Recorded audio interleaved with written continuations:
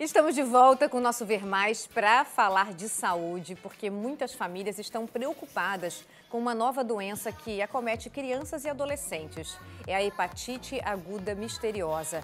2 casos suspeitos foram registrados em Santa Catarina, os 2 aqui na nossa região. E para falar sobre o assunto, hoje eu recebo a médica pediatra Marcela Braz. Boa tarde, seja bem-vinda. Tudo bem, doutora? Tudo ótimo, Fábio. Doutora, essa hepatite é chamada de misteriosa porque ainda não se sabe a causa, é por isso? Isso.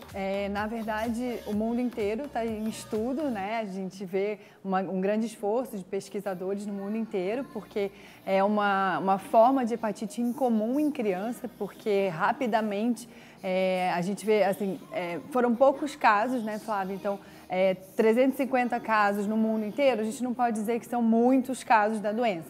Mas desses 350, 10% evoluíram com gravidade. Então foram casos que precisaram de transplante hepático, que foram realmente a óbito. Então a gente tem uma preocupação em se chegar à causa para a gente conseguir combater da melhor forma possível. Mas o mundo inteiro pesquisando, o que se fala em especulação? O que pode? Então, a última coisa assim, que saiu foi realmente até num congresso da Sociedade de Infectologia Pediátrica da Europa, e existe a possibilidade das crianças que tiveram o Covid ficarem com o Covid na sua mucosa do intestino, e a partir dessa possibilidade do Covid ficar ali latente na mucosa do intestino, a criança ter o contato com adenovírus, que foi um vírus que foi achado nessas crianças, o adenovírus tipo F41, essa coinfecção do adenovírus com o Covid na mucosa intestinal pode ter feito um superantígeno, uma reação exacerbada. E aí essa reação a esse superantígeno acabou gerando uma hepatite. E é um bom sinal, porque seria uma hepatite autoimune. Então a gente tem o que fazer. Se realmente for comprovada que é essa a causa, existe tratamento, a gente pode fazer corticoide, imunoglobulina, antes de chegar ao ponto de ter que chegar num transplante. Doutora, e as crianças, elas aparentemente não tiveram sintomas assim claros da Covid. E aí fica mais complicado você associar. Isso, quem teve, quem não teve, as crianças não são tão claras, e é difícil realmente saber. Na verdade, lá fora foram feitos vários testes, as crianças que foram testadas tinham realmente passado por uma infecção por Covid, sintomáticas ou pouco sintomáticas, elas eram positivas, mas tudo ainda muito especulação, né? Então não tem ainda, o que se sabe é que os vírus que a gente já conhece, né, o A, B, C, D e E das hepatites, foram todos negativos, então essa não é uma causa para essa hepatite de agora. E aí os pais vem perguntando muito sobre as vacinas, né? Nós temos vacinas para hepatite A, hepatite B. É ótimo que as crianças estejam vacinadas para elas, com certeza, mas infelizmente as vacinas não são proteção para esse tipo dessa hepatite agora, porque todas as crianças vieram negativas. A gente sabe também, doutora, que quando surge uma nova doença, vem muita especulação, vem muita notícia mentirosa, e a gente tem que ficar atento, principalmente quando a gente vai compartilhar, porque eu acho que quem tem informação tá bem armado, né? E se falou muito, se especulou relação com vacina, mas isso não existe. Não existe, até porque 75% das crianças foram menores de 5 anos, que é justamente a faixa etária que nem recebeu vacina do Covid, né? Então, assim, não existe até agora nenhuma relação, nenhum indício de relação com vacina do Covid ou qualquer outra vacina gerando essa hepatite, né, de origem desconhecida.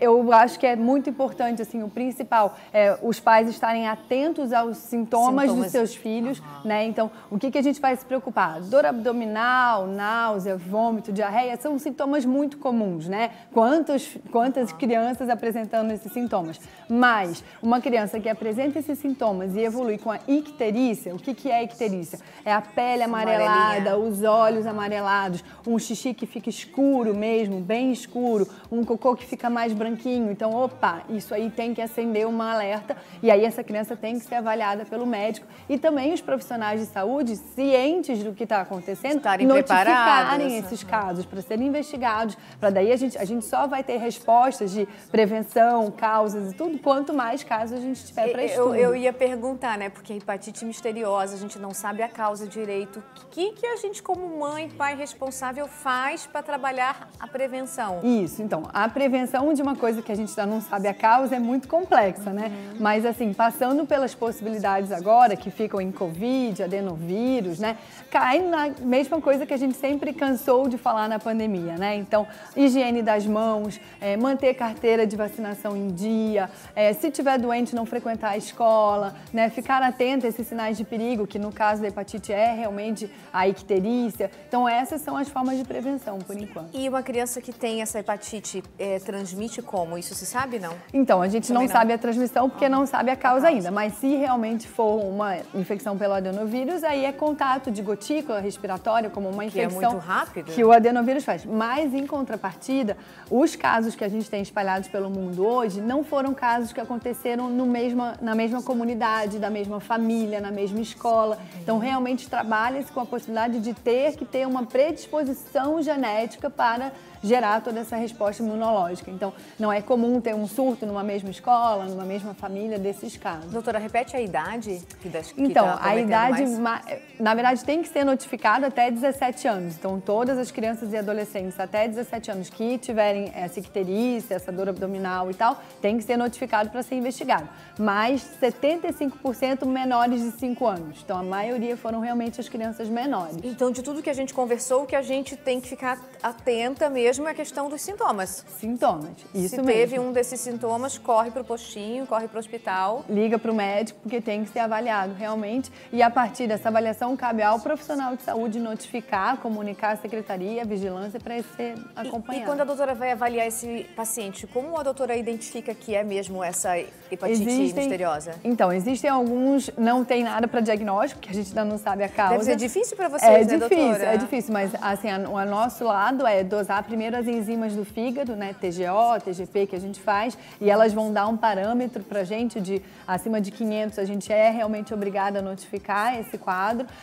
Os 2 casos que a gente teve aqui em Santa Catarina estão super bem em casa, não precisaram, né, ficar internados, então mesmo aqueles pacientes, 90% dos que tiveram ficaram bem, né, então não é também um motivo de alarme, de pânico, né, da população. Se a gente pensar que 350 no mundo inteiro tiveram, não é uma nova epidemia, nova pandemia, como está, né, pensando que possa aparecer. Então, é ter calma, analisar realmente todos os sintomas, dor abdominal, náusea, vômito, ficou amarelinho, achou que está diferente, corre para o médico que tem que dar uma olhada mesmo. Doutora, amei nossa conversa, mas antes de encerrar, tem um recadinho para a doutora do nosso público. A Camila. Estamos assistindo a doutora Marcela, o Raul ama essa pediatra. Mandou foto do Raul. Olha só que coisa gostosa.